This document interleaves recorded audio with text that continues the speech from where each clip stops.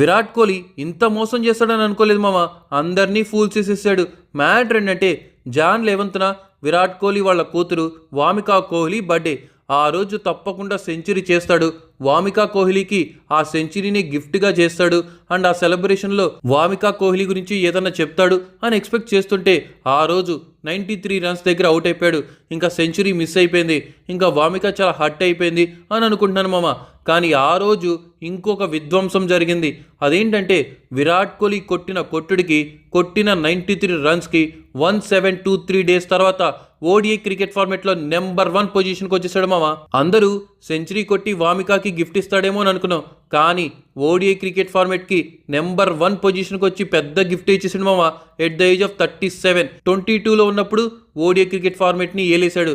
ఇంకా 30స్లోకి వచ్చినా 37కి వచ్చినా కూడా ఇంకా ఏలుతున్నాడంటే ఓడిఐ క్రికెట్ ఫార్మేట్కి కింగ్ అనేవాడు ఒక్కడే ఉండాలి.